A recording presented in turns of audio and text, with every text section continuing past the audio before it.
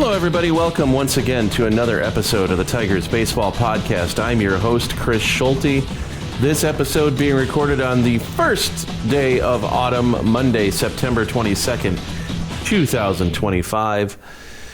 And we're going to make it as quick as we can because they're mowing the lawn outside and I have the windows open because I like my windows open and all the things. So let's start off with the injury report and we'll make it quick.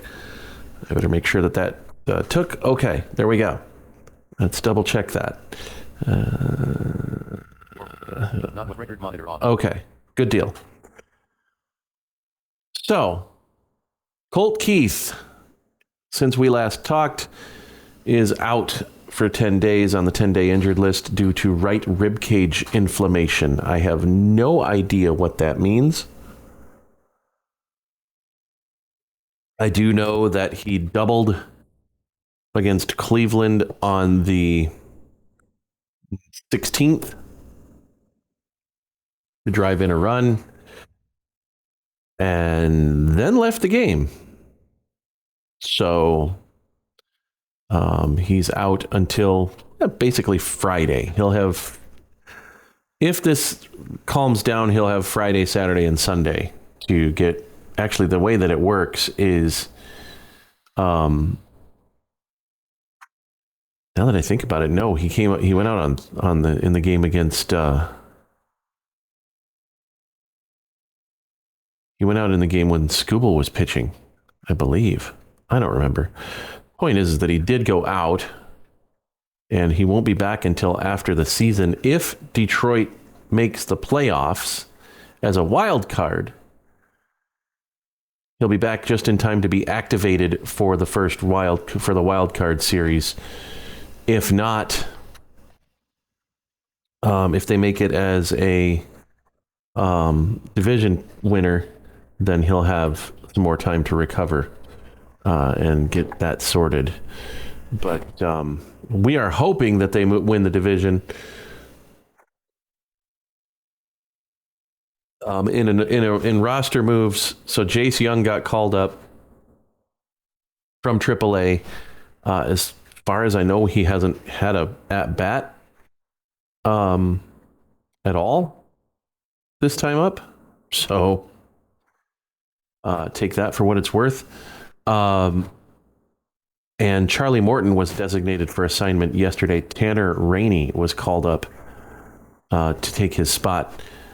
Tanner Rainey, I give you, claimed off of waivers from the Pittsburgh Pirates, placed on waivers by the Pittsburgh Pirates because of a 10.57 ERA during his time in the majors. Now he's gone down to AAA and pitched for Toledo and done pretty well. He's 23 and a third innings with a 2.66 ERA, striking out one more than a batter per 9 innings, just over a batter per 9 innings, but not much of a fall off there, or not much of an improvement there from what Charlie Morton has done over the last 5 starts as a Tiger. So, all right, let's get into it. And if you're hearing the song Free Fallin' in the background, you're completely where the Tigers are right now. I'm just going to be honest. This team needs to get out of its own way, get out of its own head, and play baseball. They are in a situation where they still control their own destiny. And in all honesty, because we are being honest here, I'm cautiously optimistic. And I say that because you have a situation where all Detroit needs to do to at least clinch their division, or at least maintain a chance to clinch their division, is win 2 out of 3. You would like to see them sweep, because if they sweep, then they take the season series. Right now, Cleveland has a 6-4 lead in the season series. Cleveland wins one game, they win the season series, and Detroit's path to the division title is a lot more difficult. Detroit wins 3 games in Cleveland. If they do what I was surprised they did in July and sweep Cleveland again, that division is theirs, because at that point they've got a 5-game lead with 3 games to go, and they won the season series. If they take 2 out of 3, which is highly possible, it's highly probable, and I'll give you reasons why in just a minute. If they take 2 out of 3, then they've got a 3-game lead with 3 games left. They don't clinch unless they win in Boston on Friday. If they win in Boston on Friday, it's all over. Because there's 2 games left. Detroit has a 3-game lead no matter what Cleveland does on Friday against Texas. If Detroit wins in Boston on Friday, it's all over. Because they've got 3 games. Their magic number becomes 1.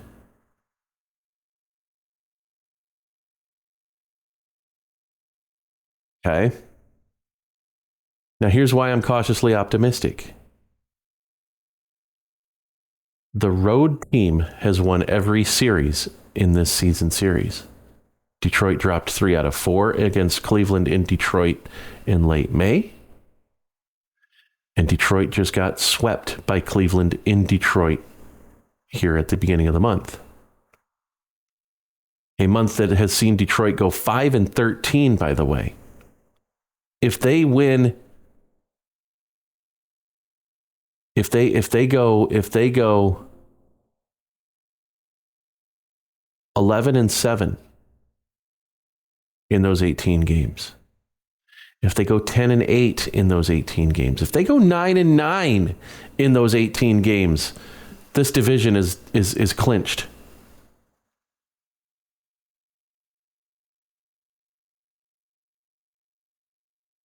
One game lead right now.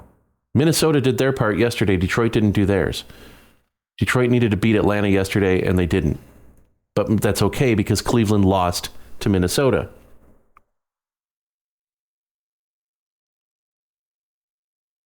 Minnesota could have done an even better job and split that series with Cleveland. That would have made life a lot easier. But to be fair, why should you depend on other teams?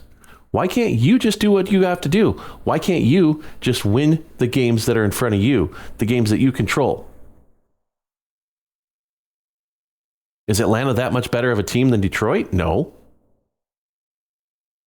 Their offense is, maybe. But I dare say Casey Mize is as good of a pitcher as the 3 guys that we saw over the weekend. Cater Montero, he's just as good as the 3 guys we saw over the weekend.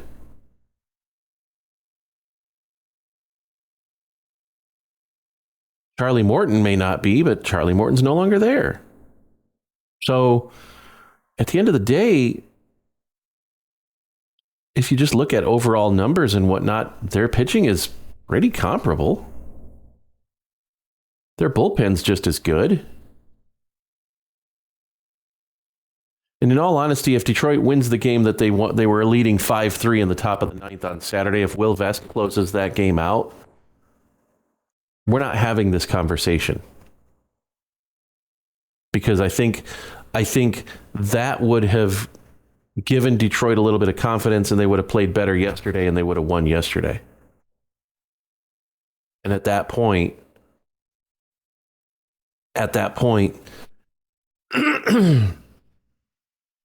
if they'd won Saturday, it would still be a 2-game lead going into yesterday.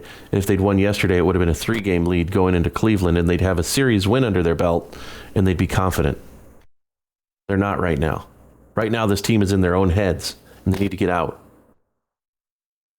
But I'm cautiously optimistic. And here's another reason why I'm cautiously optimistic. Detroit went on the road to Yankee Stadium and took 2 out of 3 at Yankee Stadium.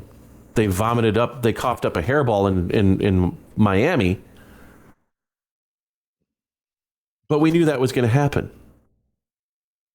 I sat here on this very podcast 2 weeks ago and said, Detroit doesn't play well in Miami. Detroit in general doesn't play well against Miami.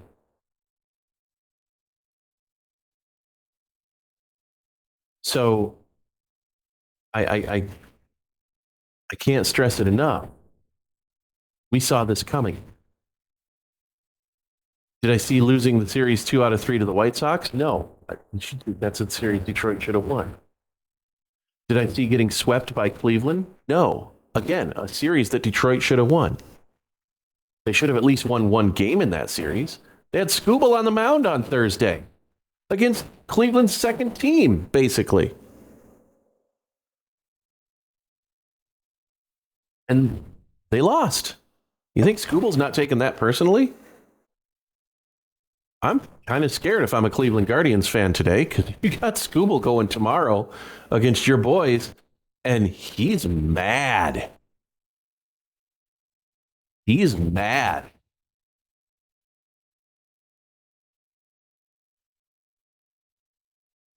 Don't think that hasn't burned him for the last 4 days. Don't think that right now he's not sitting there just seething in his hotel room in Cleveland.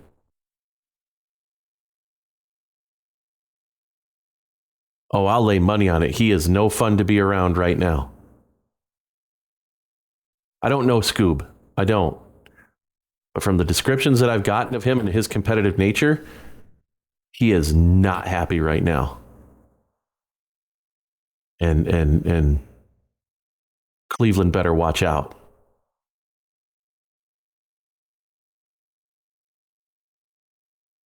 I like Detroit's chances of having at least a 3-game lead going into the weekend. I would prefer everything be taken care of going into Boston. It would be poetic justice for Cleveland or for Detroit to celebrate a division clinching win on Cleveland's home field. I don't think that's going to happen. I think Detroit takes 2 out of 3, and Detroit has a 3-game lead on the weekend with 3 left. And I hope they win in Boston on Friday. If they do, then everything is all over at that point. If they've got a 3-game lead.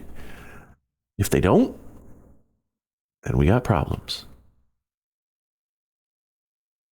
One of the positives of this whole thing is that Spencer Torkelson got his 31st homer.